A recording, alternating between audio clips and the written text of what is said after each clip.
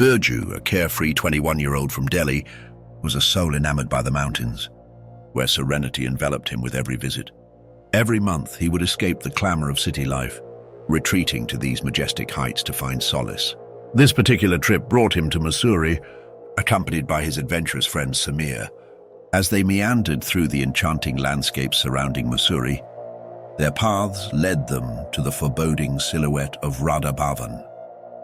The fort loomed before them, its weathered stones steeped in secrets and shadows. Captivated, Burju halted, his heart racing with an intoxicating mixture of excitement and curiosity. He felt an inexplicable pull towards the ancient structure, urging him to discover what lay within its desolate walls. "Let's go inside," Burju insisted, his eyes sparkling with the thrill of adventure. But Samir, grounded by the weight of knowledge and caution, clutched Burju's arm tightly. The mountains were his home, and within their embrace, he harbored stories that chilled him to the bone. "I can't let you do that," Samir replied, his voice low, laced with an urgency that sent shivers down Burju's spine. He had heard the tales passed down through generations, stories of Radha Bhavan that spoke of restless spirits and haunted nights. Tales echoed in the hushed tones of the locals. Burju scoffed, dismissing the fear that lingered like a fog around them. He was a skeptic, a believer in the tangible, convinced that ghosts were mere figments of imagination. As the two friends grappled with their opposing desires, a group of locals, their faces etched with concern, approached the scene. Upon hearing Burju's fervent wish to enter the fort, the color drained from their faces, as if a specter had loomed over them. They exchanged wary glances, then began to recount the haunting legacy of Radha Bhavan, a tale steeped in tragedy and sorrow. "This fort, constructed in 1870, bears the weight of a king's heart," one local began, his voice trembling. "A king from Kolkata, enchanted by the ethereal beauty of these valleys, built this fort as a testament to his love. But love can twist into something dark and sinister." The air thickened with fear as the locals spoke of the ghostly apparitions that roamed the grounds, of the chilling whispers that echoed through the corridors at night. They warned of the souls bound to the fort, their fates entwined with the very stones that Burju was so eager to explore. As the sun dipped below the horizon, casting eerie shadows that danced upon the walls of Radha Bhavan, a sense of dread enveloped the air. Burju's heart pounded, caught between the thrill of discovery and the creeping fear that clawed at his mind. What secrets lay in wait within those haunted halls? And what fate awaited those who dared to trespass into the realm of the unknown? With every heartbeat, the atmosphere thickened, wrapping around them like a sinister embrace. The fort loomed larger, more ominous, as if it were alive, beckoning them closer to the edge of a chilling abyss. Would Burju heed the warnings, or would his insatiable curiosity lead him down a path from which there was no return? The night was young, but the darkness within Radha Bhavan had stories to tell. Stories that could shatter the very fabric of reality. The echoes of history whispered through the crumbling walls of Radha Bhavan, a name forever etched in the annals of time. It was here, in this forsaken fort, that the threads of fate intertwined, binding souls to its haunted legacy. After the king's passionate tribute to the mountain valleys, a peculiar attachment formed, so profound that neither he nor his loyal subjects could bear to return to Kolkata. For years they lingered in the shadow of the fort, a sanctuary turned prison, until the king's spirit faded into the void. But Radha Bhavan was not destined for peace. When Amir Yaqub Khan, a powerful sultan from Afghanistan, set foot in this fort, his heart was ensnared in the same way as the king's. The sultan, too, found beauty in its rugged charm, unaware of the dark eyes that watched from afar. The British, who coveted the fort for their own ambitions, their attempts to wrest control from the sultan were met with fierce resistance. Yet the brutality of fate unfolded as the British resorted to imprisonment, casting the sultan into the depths of a dungeon where despair and darkness awaited him. It is said that in his final moments, as the life ebbed from his body, Amir Yaqub Khan's spirit remained tethered to Radha Bhavan, unable to escape the very walls that had once embraced him.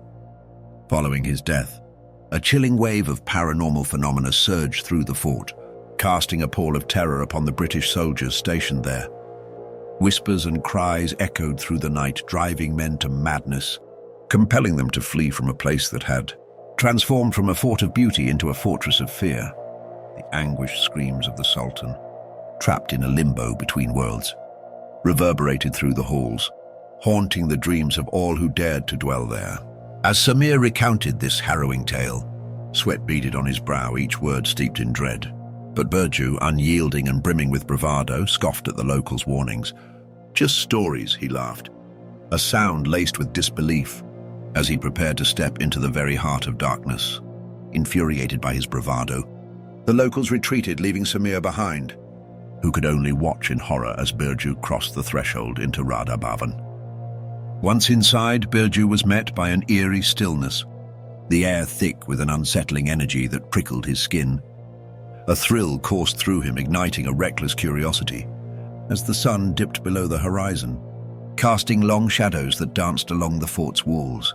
He felt an inexplicable chill, one that should have sent him fleeing. Yet he remained, taunting the specters of the past. "Show yourself, Sultan. Come out and face me." His laughter echoed through the desolate corridors, a challenge thrown into the abyss. But as the final echoes of his bravado faded, a chilling silence enveloped him, and then came the unmistakable sound, footsteps echoing in the darkness. At first, he dismissed the noise as figments of his imagination, a product of an overactive mind. But then the sensation struck him like a cold wave. He was not alone. The air grew heavy, and he felt the unmistakable presence of someone standing beside him. As though a breath brushed against his cheek, an icy whisper that sent shivers cascading down his spine. Burju turned slowly, heart hammering in his chest, eyes wide with both fear and fascination. The shadows seemed to twist and writhe, and in that moment, he realized he had awakened something far more ancient and terrifying than he could have ever anticipated. The walls of Radha Bhavan, infused with the sorrow of the Sultan's spirit, began to close in around him, and the laughter that once filled the air was replaced by a haunting silence, a prelude to the horror that lurked in the darkness. Would he too become a part of the fort's tragic legacy? Lost among the tales of the damned, a bone-chilling shiver coursed through Burju's body, sending icy tendrils of fear spiraling into his core. He stood frozen, heart pounding, the oppressive silence of the fort closing in around him. Suddenly, without warning, something seized his ankles, yanking him down to the cold, unforgiving ground. The impact knocked the breath from his lungs, and he felt a relentless force dragging him deeper into the shadows of Radha Bhavan.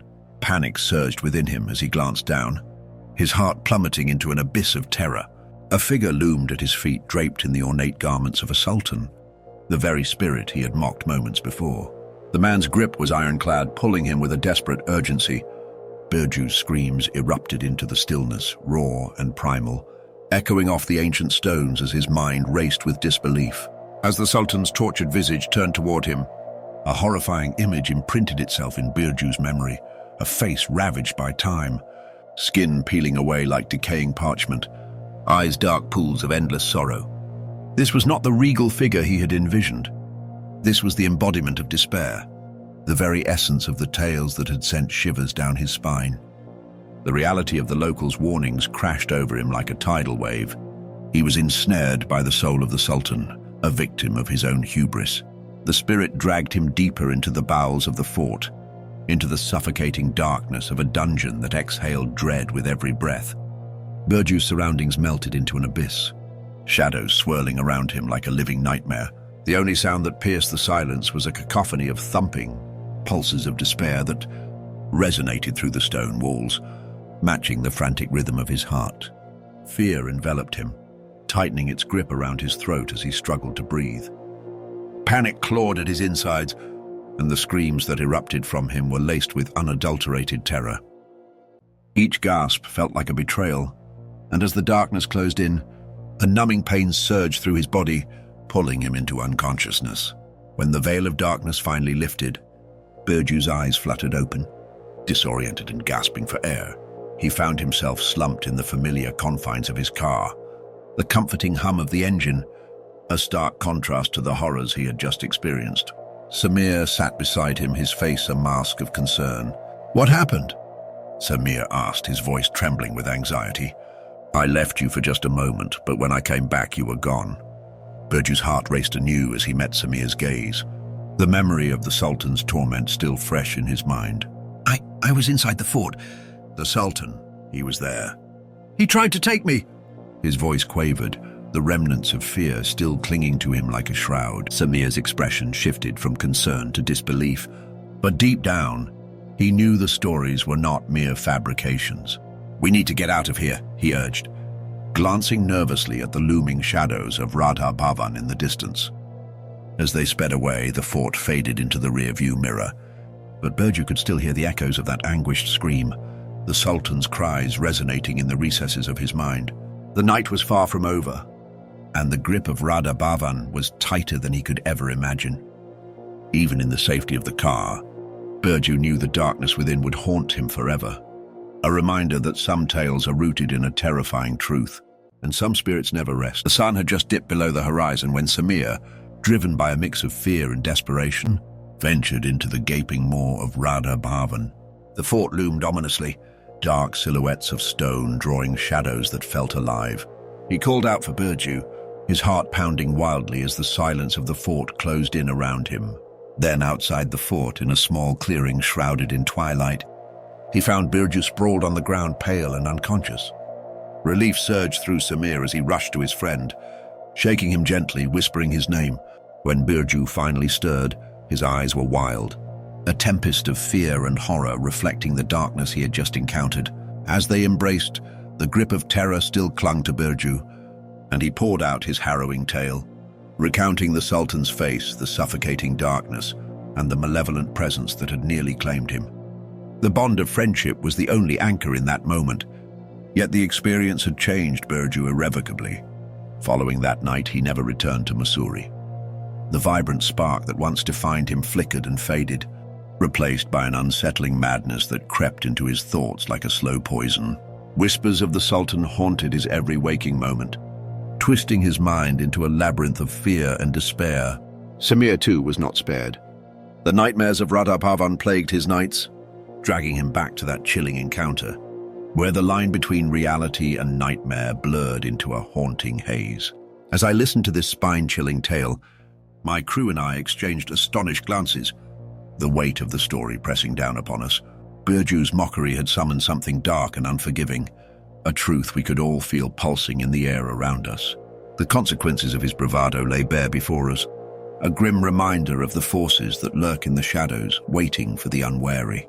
With a shiver, I turned to the camera, my voice steady but laced with urgency. Friends, what you have just heard is not merely a tale spun from fear, but a testament to the reality of the entities that dwell in Radha Bhavan. In our next episode of MTV Dark Scroll, our brave seekers will venture into this very fort, risking the same fate as Burju. If you're curious to witness their experience, join us every Friday, Saturday, and Sunday at 7 p.m. exclusively on GeoCinema.